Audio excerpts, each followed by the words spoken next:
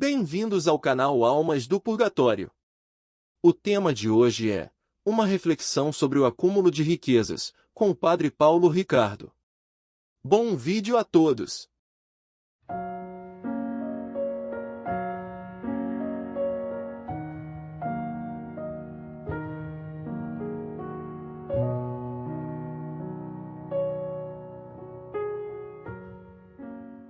Meus queridos irmãos e irmãs, Jesus no Evangelho de hoje nos diz: quem me encarregou de julgar ou dividir os vossos bens?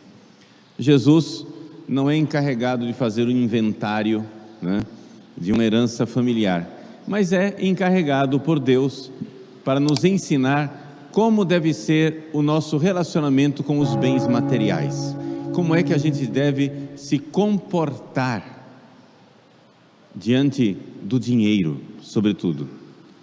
E ele diz aquilo que importa, aquilo que realmente, no qual ele é mestre. Ele não é mestre de direito civil, para ser o advogado de um inventário, mas ele é mestre de vida.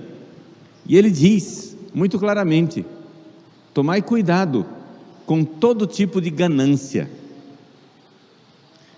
Ganância, acúmulo de bens, vontade de ter mais, e cada vez mais, e cada vez mais, e cada vez mais. Por quê? Porque mesmo que alguém tenha muitas coisas, a vida de um homem não consiste na abundância dos bens. Ou seja, onde é que está a vida verdadeira? Onde é que está a vida real? Eu me lembro de uma senhora que eu atendi há muitos anos atrás, já faleceu. Ela disse: Padre Paulo, eu passei minha vida juntando dinheiro, perdi minha saúde para ter dinheiro, e agora eu tenho dinheiro e ele não me dá a saúde de volta. Ela perdeu a saúde correndo atrás do dinheiro. E depois que ela gastou a vida dela inteira atrás do dinheiro, agora o dinheiro não é capaz de comprar a saúde dela de volta. E de fato é assim. Nosso Senhor está dizendo: em que consiste a vida do homem? O que é a nossa vida de verdade? E para saber o que é a nossa vida de verdade, Jesus então nos dá um remédio: a reflexão sobre a morte. Ele conta uma parábola, a parábola de um homem muito rico, que poderia ser um desses grandes agricultores, aqui do Mato Grosso,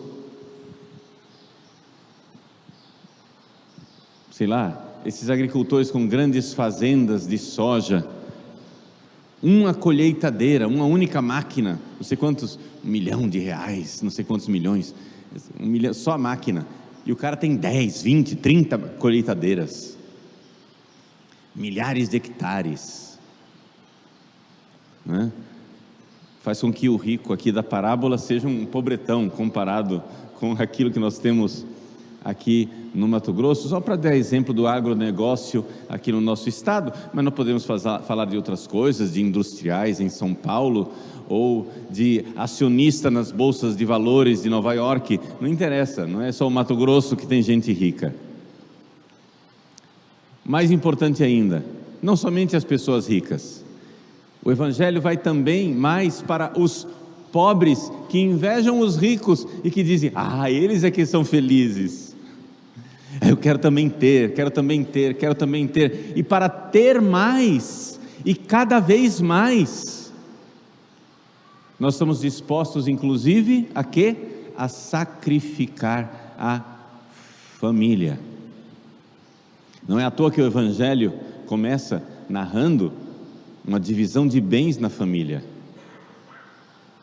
Quantas vezes o dinheiro destrói nossas famílias? Morre um pai, morre uma mãe, e os filhos que eram tão unidos tornam-se inimigos um do outro para dividir os bens.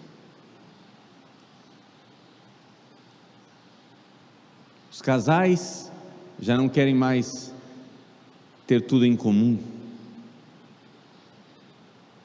já não querem ter filhos porque filho é despesa, Então nós estamos dispostos a divorciar os casais, a colocar os pais no asilo de velhos, a abandonar os filhos, ou pior do que isso, abortá-los ou não tê-los, para manter os bens. Estamos dispostos a sacrificar a família, porque se Jesus diz, buscai primeiro o reino de Deus e tudo mais vos será acrescentado, quem serve a mamona, quem serve ao dinheiro, diz, buscai primeiro a mamona, buscai primeiro o dinheiro e tudo mais você vai poder comprar. Então, primeiro o dinheiro. Quem diz primeiro o dinheiro, está disposto a dizer, não, eu não vou casar, primeiro o dinheiro. E então passa o tempo acumulando dinheiro, mas como não consegue viver sem sexo, então se ajunta ou vive o sexo desregrado. Mas por que vocês não casam? Não, porque primeiro o dinheiro, primeiro eu tenho que ter um apartamento, eu tenho que ter um carro, eu tenho que ter uma casa, eu tenho que ter ações na bolsa de valores, eu tenho que ter seguro, eu tenho que ter isso, eu tenho que ter aquilo. Casamento depois, família depois. E uma vez que tiveram coragem de casar, não querem ter filhos. Não, mas como é que eu vou ter filho agora nessa situação? Primeiro eu tenho que me estabilizar na vida, primeiro eu tenho que ter, né, aquele emprego hiper, mega power, mas para ter um emprego mega power eu tenho que primeiro fazer um doutorado, depois um segundo doutorado, depois um pós-doutorado, depois um transdoutorado. E aí quando eu estiver pronta, eu vou ter filhos. Minha filha, mas acontece o seguinte, o cronômetro biológico está correndo. Ele não vai esperar você fazer carreira. Aí quando finalmente quer ter filhos, descobre que não pode mais ter filhos. Aí a culpa é de Deus. A igreja malvada que proíbe fazer fecundação in vitro.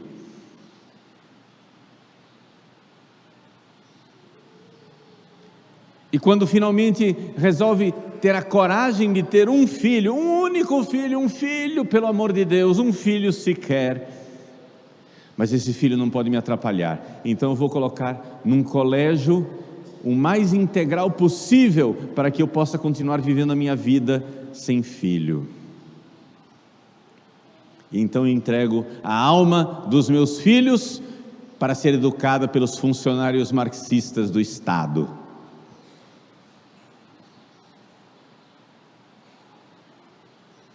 Aí depois o filho chega na universidade e é marxista e maconheiro e não sabe por quê. Buscai primeiro o reino do dinheiro e tudo mais ele será capaz de comprar. Eu estou descrevendo para você, e não é uma vida lá de Marte. Eu estou miseravelmente descrevendo a vida da maior parte das pessoas. A vida das pessoas da sua família, as pessoas que você conhece, que você ama, e quem sabe é a sua vida, pelo menos em parte, onde a família está sendo destruída, mas está sendo destruída pela sua ganância, porque buscai primeiro o dinheiro e a família vem depois. A família não vem depois, ela vem em 10º lugar. Depois que eu comprar o meu iate, depois que eu tiver férias em Cancún, depois que eu for para Disney, aí eu penso em ter família.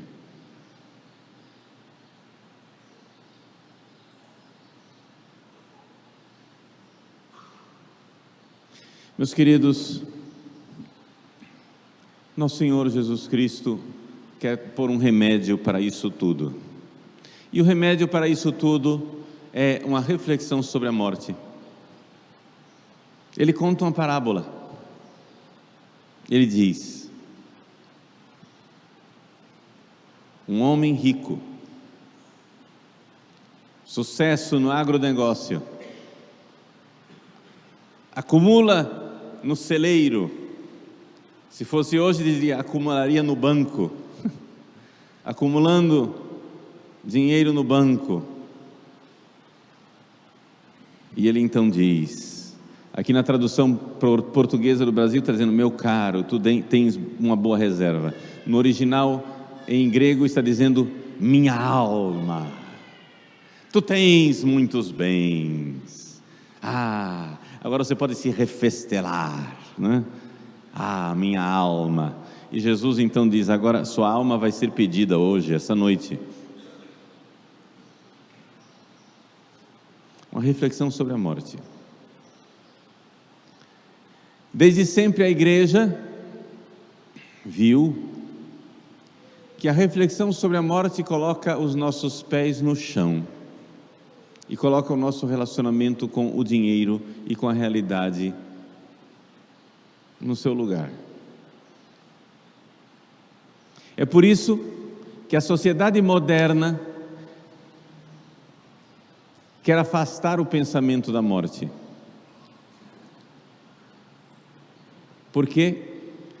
Porque quem pensa muito na morte não está tão preocupado com os bens materiais. Então quem está muito preocupado com os bens materiais é que vai lá e faz empréstimo no banco, não é isso? Porque eu preciso ter. O que é que custa? Eu vou lá e pego no banco, depois eu pago. Então os nossos melhores amigos são o banco, né? Você quer comprar uma casa, mas o banco é tão legal que você vai e compra uma casa para você e outra para o banco. Veja, se seu irmão de sangue, fosse um irmão de sangue seu irmão, sua irmã, do seu sangue, da sua família, dissesse assim: escuta fulano, você vai construir uma casa para você, não vai? Vou, então constrói uma para mim também. O que é que você ia dizer? Vai catar coquinho na ladeira, não é isso que você diria? Mas o banco é legal, o banco é mais do que o seu irmão. Então você constrói uma casa para você, e como o banco é legal, você constrói uma para ele também, porque é o que você paga em juros, uma segunda casa. Você vai comprar um carro para você, mas o banco é legal, meu amigão do peito, e você compra um carro para ele.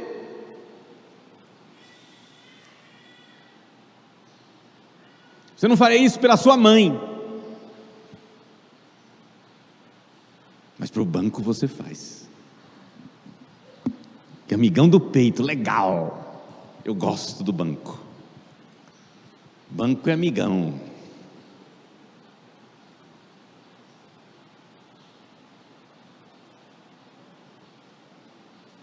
Meus queridos, o sistema financeiro, que é aquilo que alimenta tanto os capitalistas, que são os empresários, como os marxistas, ambos são alimentados pelo sistema financeiro. As pessoas acham que quando eu falo de banco e sistema financeiro, eu estou falando dos capitalistas. Não, os capitalistas são os empresários, que são os escravos do banco. Os capitalistas é escravo do banco. E os trabalhadores também. E os marxistas também. Está todo mundo pendurado no banco.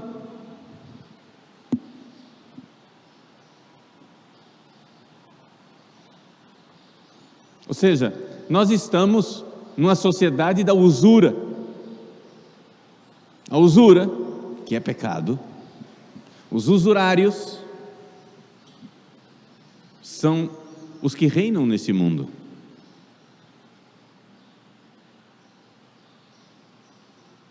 Pois bem, faça uma reflexão sobre a morte.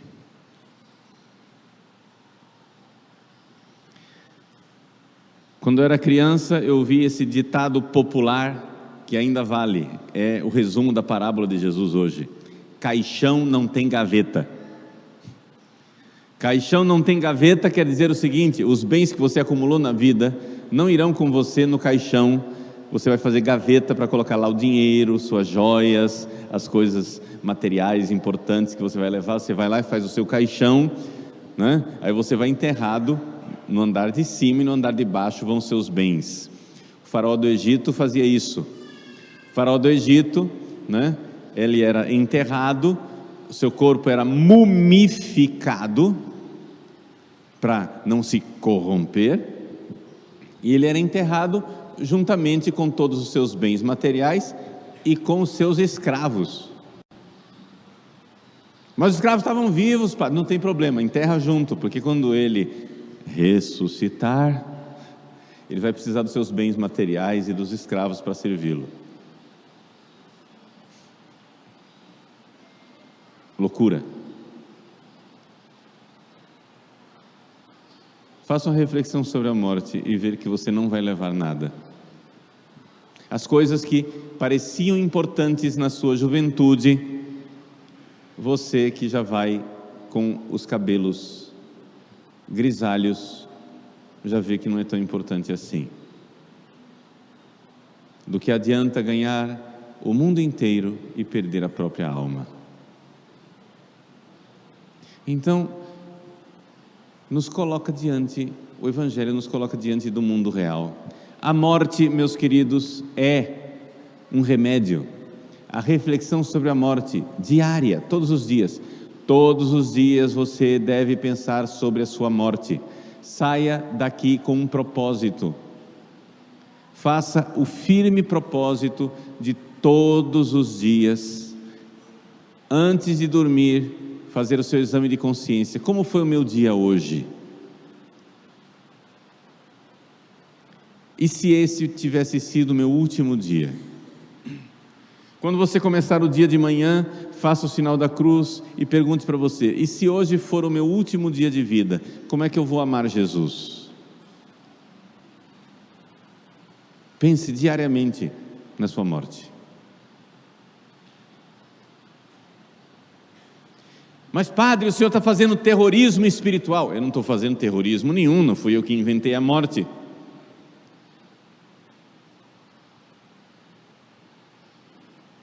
Eu só estou trazendo você de volta para a realidade. Estou trazendo seu pé para o chão.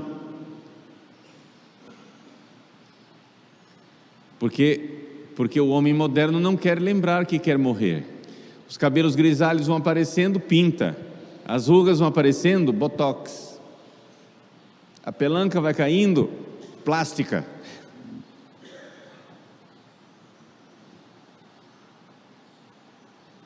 Vamos disfarçar. A diferença é que os faraós do Egito se mumificavam depois de mortos. O homem moderno se mumifica ainda vivo.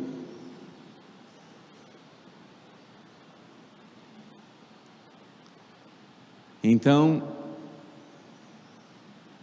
a múmia de 90 anos, que faz de conta que tem 30.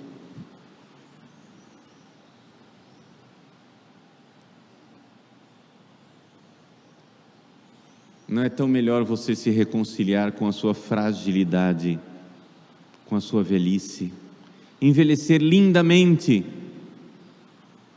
envelhecer cheio de vida, cheio de alegria, sabendo que o céu está esperando a gente. O cristão, ele é sempre jovem, porque ele sabe, por mais que ele tenha 90 anos, que a vida só começou.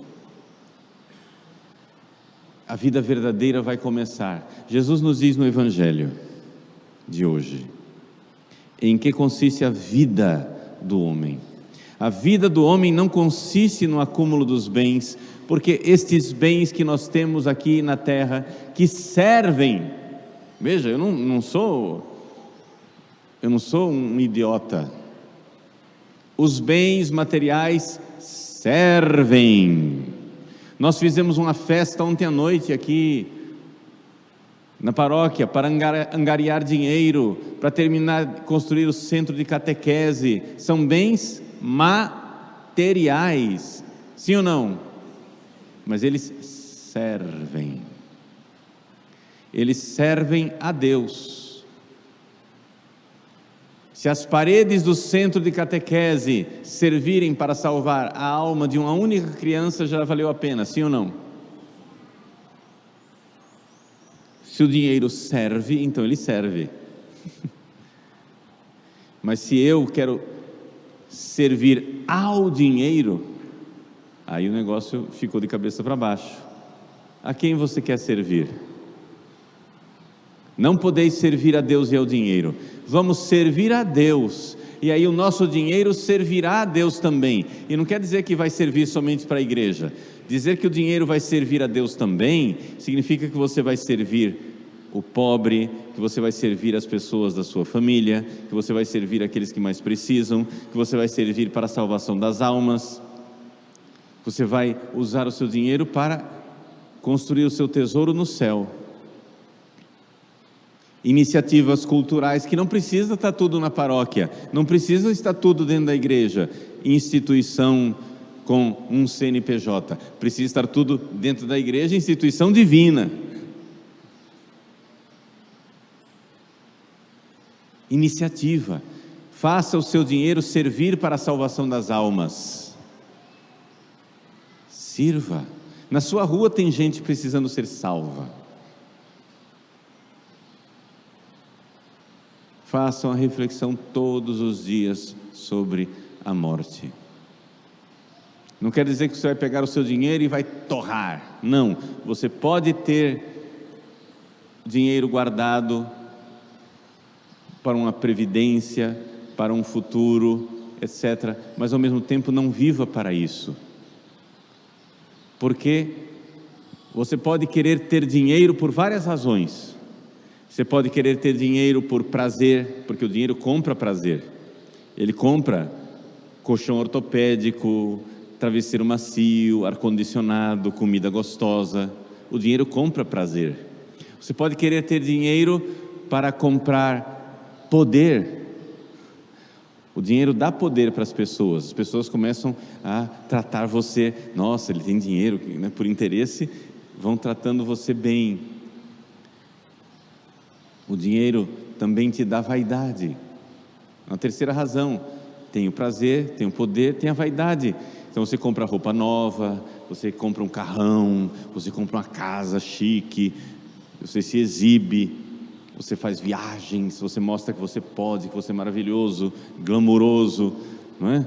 O dinheiro também compra vaidade. Mas a mais terrível razão para ter dinheiro não é nem o prazer, nem o poder e nem a vaidade. A mais terrível razão para você querer ter dinheiro é a falta de fé. Onde você não confia em Deus, mas você confia no dinheiro. Não, padre, não posso, porque e aí como é que vai ser o meu futuro? A cada dia basta o seu mal. Tenha sim uma previdência, tenha sim, não é, uma poupança. Ninguém está te impedindo de fazer investimentos. Mas quando o investimento começa a tomar o lugar de Deus, e você confia mais no seu dinheiro no banco do que na providência divina, no cuidado de Deus, na bondade de Nossa Senhora, então tem alguma coisa errada na sua vida espiritual. Resumo de tudo que nós falamos aqui. Nosso Senhor Jesus Cristo, no Evangelho de hoje, nos mostra que a família, na hora da divisão dos bens, é uma fonte de conflito. Nosso Senhor não vem para ser advogado de divisão de bens, mas Ele quer ajustar a nossa vida inteira. E para ajudar a nossa vida inteira, ajustar a nossa vida inteira, Ele quer mostrar em que consiste a vida do ser humano. Para isso, Ele então nos leva para a hora da morte. Reflita sobre a morte.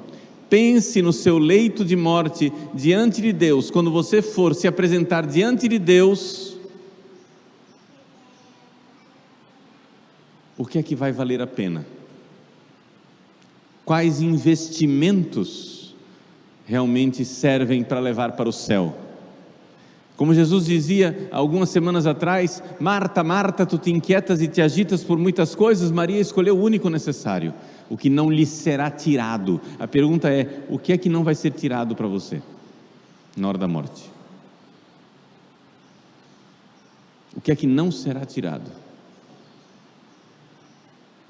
É exatamente o bem espiritual, né, que você realizou nesse mundo. Então, agradeçamos a Deus nosso Senhor, porque verdadeiramente Ele nos ama, nos quer bem e porque nos ama muito, nos leva hoje ao nosso leito de morte, para que nós façamos uma reflexão séria, profunda, consistente. Em que consiste a nossa vida? O que você veio fazer nesse mundo? Talvez nós estejamos destruindo esse belo mundo que Deus criou para nós por causa da ganância, destruindo nossas famílias, destruindo aquilo que verdadeiramente importa. Não podeis servir a Deus e ao dinheiro.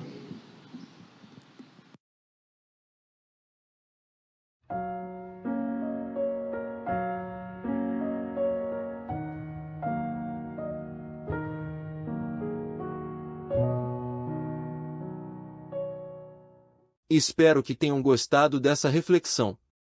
Aproveito para pedir que se inscreva em nosso canal, curta e compartilhe este vídeo com outras pessoas. Lembre-se de que compartilhar é evangelizar, assim podemos com nossas orações e pedidos de missas levar mais almas para junto de Deus. Até o próximo vídeo.